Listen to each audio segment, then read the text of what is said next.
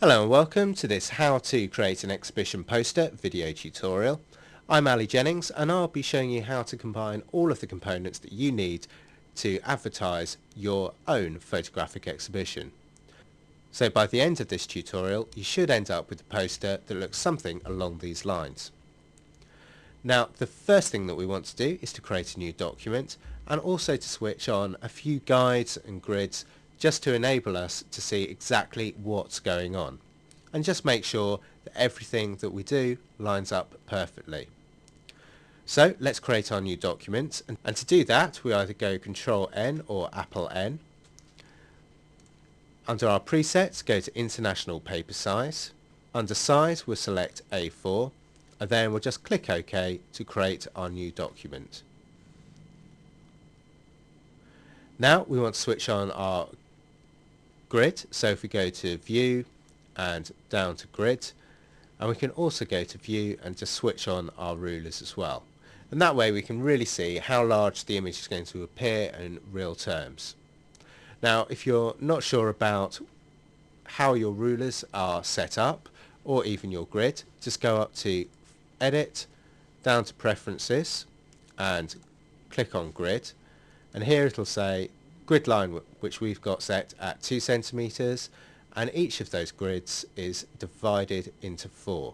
So if we take a look at one of those grids, and then you can see that each of those is divided into 4 smaller squares, so we've got 16 squares, which is very handy for laying things out. Now if we just check our units and rules, and we just want to check our rulers and the units that we're using. So if we just have a look at rulers, we can see it's at centimeters, but if we did want to work in inches or pixels or any of the other options there, all we need to do is just click once and those rulers down the side and across the top will change to that unit type. I'm going to leave those at centimeters, just click OK. And we're now ready to get started with creating our exhibition poster. Now obviously the most important thing is to place in your own image. So to do that, just go up to File, Place, locate your image,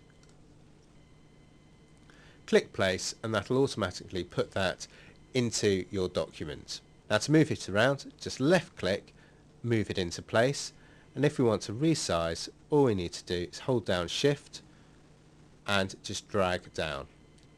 And if you're not 100% sure, just have a look in the option tool across the top and you'll see there's an option there which says Constrain Proportions. Now if I just click that, I no longer have to hold down Shift. I can just move any of those corner anchor points around and it'll just make sure that everything stays in proportion. So once I'm happy with that, just click the green tick and that'll apply the image to the document. Now obviously adding text is very important, and the first thing we want to do is just to create our title. So if I select the text tool, just going to make sure that that's black, and I'm just going to go in about a centimetre and click and just type in the text that I want, which is photo exhibition. Now as default you'll probably find that the text is very small, so the first thing to do is just to increase the font size, and you can do that just in the options at the top. I've gone for a font size of about 60. I've also chosen my font as Arial Black, as that's quite a nice title font. Now at the moment it's quite a bit of spacing in between the photo and the exhibition, so what I need to do is just change the leading, and the leading is basically the distance between each line. Again, in the options at the top you'll find that the leading is depicted here by an A sat on top of an A, and it'll probably be set to auto. So if you just click on the options there, all we need to do is just click through the different leadings and find one which is pretty close to what we want. And here we're almost there at 48 points, and then I can just click into the box and type in the numerics by hand or manually, and we see how that affects the leading. So there we've got the two lines basically touching. Now for the text itself, I want the bottom line to be a slightly different colour to the top. So what I've got to do is now select a colour. So if I select the eyedropper pipette and I select some of the green down there in the water, just open up that colour and see it's just there. I want to make that just slightly lighter. Click OK. Now go back to my text tool, highlight the exhibition text, flip the foreground colour to the background and then back to the foreground, and then click the move tool, and we can now see we've changed the colour of the bottom line of text to that green that I want.